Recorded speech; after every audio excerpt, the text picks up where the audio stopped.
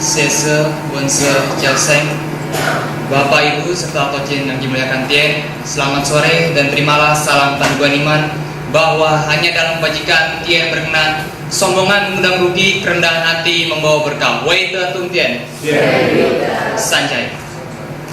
Puji dan syukur mari kita panjatkan kehadirat Tien karena berkat rahmat dan karunia-Nya kita semua dapat berkumpul di Lintang Makin Solo ini, gerbang kebajikan, untuk bersama-sama kita belajar mendalami ajaran Nabi yang begitu indah. Semoga apa yang kita pelajari pada hari ini dapatlah menjadikan suatu pedoman di dalam kehidupan kita sehari-hari. Sanjay. Para Tocin yang terkasih, di dalam kesempatan ini saya akan menyampaikan suatu uraian agama atau khotbah yang saya beri judul Hidupku untuk Belajar Membina Diri. Para Tocin yang terkasih, hidup ini merupakan suatu anugerah yang kita dapatkan dari Tien. Tien memberikan kita kesempatan untuk kita dapat melakukan yang terbaik untuk kehidupan ini. Apa yang akan kita lakukan?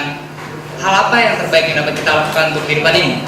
Tanamkan benih-benih kebajikan yang ada, yang merupakan pancaran watak sejati kita. Benih-benih kebajikan tersebut bisa kita sebut 5 kebajikan: cinta kasih, kebenaran, susila, bijaksana, dan dapat dipercaya. Mari para Tocin kita mulai bahas satu persatu. Benih yang pertama ialah cinta kasih. Cinta kasih ini merupakan suatu benih suatu perbuatan yang timbul secara spontan yang tidak menginginkan makhluk hidup lain menderita. Sebagai contoh, di dalam kitab Tinju saya pernah membaca ada seorang anak yang sekonyong-konyong ingin masuk ke dalam suatu perigi. Bagaimana perasaan kita saat itu melihat anak tersebut? Membiarkannya tetap masuk atau kita dengan spontan menolong anak tersebut? Kita pasti sepakat untuk menolong anak tersebut. Kita tidak memikirkan siapa nama anak tersebut, dari mana anak tersebut, dan mengapa anak tersebut berada di tempat itu. Kita pun tidak memikirkan orang lain berkata apa. Dia seperti pahlawan yang ingin menolong anak tersebut. Tetapi kita hanya menginginkan anak tersebut tetap selamat, gitu, dan dapat melanjutkan penghidupannya. Lalu para Tocin yang terkasih, benih yang kedua inilah suatu sikap benih kebenaran. Kebenaran ini lebih menekankan kepada suatu pola pikir kita dalam melihat segala sesuatu. Sebagai suatu contoh, kita melihat suatu lukisan, pemandangan sebuah gunung, anggaplah. Kita melihat, oh ya, itu benar, pemandangan gunung itu sangat bagus. Satu sisi kita melihat satu sikap seseorang. Saya suka dengan sikap si A yang seperti itu, yang rajin bekerja, tidak malas, dan juga ulet. Tapi satu sisi saya tidak suka dengan si B yang malas-malasan, yang hanya bermain-main di dalam bekerja. Itu sebagai contoh dari suatu sikap benih kebenaran. Lalu yang ketiga para Tocin yang terkasih ialah sikap kesusilaan. Ini para Tocin yang sering kita lalaikan. Mengapa? Tanpa disadari kita sudah melanggar adanya 4 tantangan. Karena sikap kesusilaan ini menyangkut adanya tutur kata, perilaku, dan perbuatan. Nabi berpesan, yang tidak susila jangan dilihat, yang tidak susila jangan didengar, yang tidak susila jangan diucapkan, dan yang tidak susila jangan pernah kita lakukan. Mengapa? Karena segala sesuatu yang tidak susila tersebut akan merugikan diri kita nantinya kalau kita lakukan. Tetapi kalau misalnya kita mampu untuk berdisiplin diri dan berteguh diri, tentu kita akan mampu mengendalikan segala hawa nafsu yang datang dari dalam maupun dari luar diri. Lalu benih yang keempat para Tocin terkasih, sikap kebijaksanaan. Ingat suatu pesan Nabi, suka belajar itu mendekatkan kita kepada suatu kebijaksanaan. Apa artinya? Suka belajar di sini ialah belajar dari pengalaman hidup kita. Kita mempunyai, setiap manusia kita pasti mempunyai pengalaman hidup. Entah itu pengalaman hidup dari rumah tangga, saat bekerja, ataupun yang lain sebagainya. Dari pengalaman hidup itu ada yang baik dan ada yang buruk. Dari pengalaman yang baik kita jadikan pedoman untuk kehidupan kita. Kalau yang buruk kita introspeksi diri kita sehingga kehidupan yang akan datang menjadi lebih baik lagi. Ada beberapa tingkatan di dalam kebijaksanaan ini. Yang pertama ialah orang tingkat pertama, orang yang lahir sudah bijaksana. Yang kedua, orang yang menanggung sengsara, orang yang belajar lalu bijaksana. Yang tingkat ketiga ya, orang yang menanggung sengsara lalu insaf belajar baru bijaksana. Jadi jelas bagaimana untuk mencapai suatu kebijaksanaan ini membutuhkan suatu proses yang panjang. Para Tocin yang terkasih, benih yang terakhir ialah benih dapat dipercaya. Ini merupakan kesimpulan dari keempat benih yang telah kita jalankan. Kalau kita mampu untuk menjalankan 4 benih ini, tentu kita akan mendapat suatu sikap dapat dipercaya. Tetapi harus diingat, mengapa? Sikap dapat dipercaya ini mudah tapi sulit. Kenapa demikian? Kita mudah mendapatkan kepercayaan dari orang lain, tapi kita sulit untuk mendapatkan kembali kalau kita sudah kehilangan kepercayaan dari orang lain. Sebagai contoh, si bos percaya akan bawahannya bahwa ia mampu untuk mengerjakan pekerjaan ini, tetapi sang bawahan menganggap remeh pekerjaan tersebut dan tidak melaksanakannya secara sungguh-sungguh. Tentu melalaikan kepercayaan yang telah diberikan si bos. Nah, maka si bawahan ini sudah menghilangkan kepercayaan yang diberikan oleh si bos. Sikap dapat dipercaya ini meliputi adanya kejujuran pada diri sendiri dan juga ketulusan dan adanya suatu keyakinan. Para coach yang terkasih, dalam konteks agama Konghucu, apa sih pengertian belajar?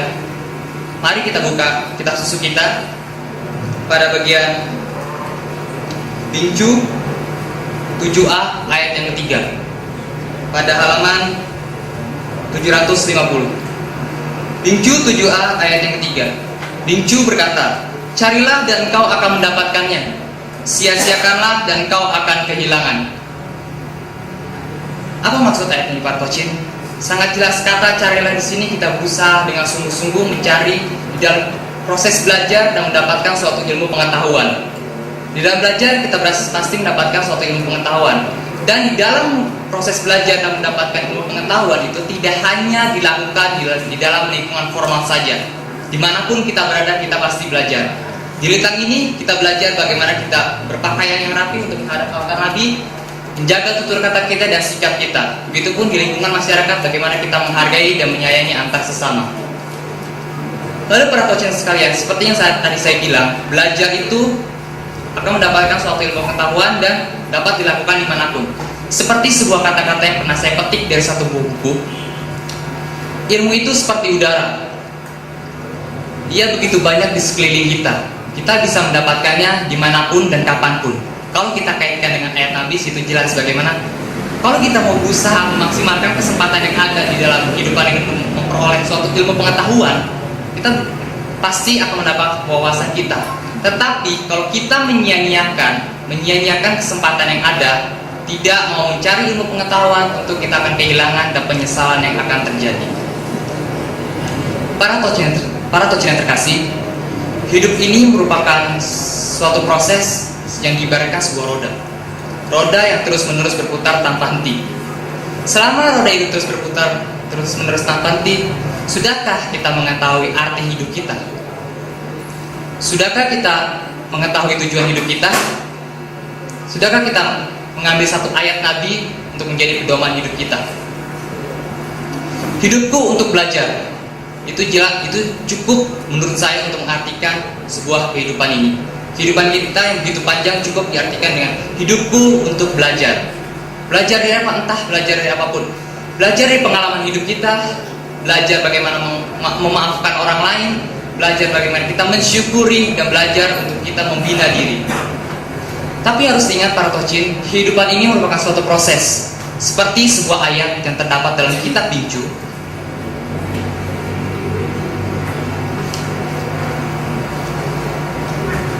Bab 6b ayat yang ke-15 pada halaman 746. Bingcu berkata, Sun menjadi orang besar mulai dari bekerja di tengah sawah. Uhuat ketika diangkat, ia sedang mengerjakan dinding rumahnya. Taukik ketika diangkat, ia sedang berdagang ikan dan garam. Kuan Igo ketika diangkat, ia masih di penjara. Sun Siokgo ketika diangkat, ia sedang mengasihkan diri di suatu tepi laut. Piklihe ketika diangkat, ia sedang di pasar. Sub yang kedua, begitulah kalau Tuhan Yang Maha Esa hendak menjadikan seseorang besar. Lebih dahulu disengsarakan batinnya, dipayakan urat dan tulangnya, dilaparkan badan dan kulitnya, dimiskinkan sehingga tidak punya apa-apa, dan digagalkan segala usahanya. Maka dengan demikian digerakkan hatinya, diteguhkan watak sejatinya, dan bertambah pengertiannya tentang hal-hal yang ia tidak mampu. Sub yang ketiga, kalau orang selalu menderita, ia tentu akan dapat memperbaiki kesalahannya. Kalau orang sudah banyak menderita dalam hatinya dan menanggung kesukaran dalam pikirannya, barulah ia akan bertindak benar-benar. Begitupun dalam berbicara. Kalau sudah disertai wajah yang sungguh dan suara yang tegas, barulah orang mau mengerti. Sub yang keempat, juga dalam suatu negara, kalau di dalam tidak ada para ahli hukum dan penasehat, dan di luar tidak ada negara musuh atau bencana-bencana lainnya, negara itu akan mengalami kemusnahan. Sub yang kelima, jadi tahulah kita bahwa yang hidup itu berasal dari kepedihan dan penderitaan, dan yang binasa itu karena hanya mau menang gembira saja. Para tocin yang terkasih, sangat jelas bagaimana proses Dingjung berpesan pada kita proses yang dijalani dalam kehidupan ini. Sebagai contoh mencapai suatu kesuksesan, tentu anggaplah kesuksesan itu berada di tingkat yang kelima. Tahapan tingkat 1 sampai tingkat 4 merupakan suatu proses yang kita jalankan. Dan setiap proses tersebut akan kita temui adanya suatu kegagalan. Yang jadi pertanyaan kita, bagaimana kita menghadapi kegagalan tersebut? Mengintrospeksi diri kita, menyalahkan orang lain, atau kita lari pergi dari kegagalan tersebut? Tetapi terkadang kita menimbulkan berbagai respon. Respon yang pertama ialah kita tidak sabar untuk segera mendapatkan suatu keberhasilan atau kesuksesan. Terkadang kita terlalu berambisi sehingga kesabaran kita hilang. Dan tentu karena kesabaran kita hilang, kegagalan yang kita dapat. Jadi jelas bagaimana di dalam suatu proses mencapai suatu kesuksesan ini adalah dibutuhkan suatu kesabaran dan mensyukuri apa yang telah kita dapatkan dari dia. Lalu yang kedua, para coaching,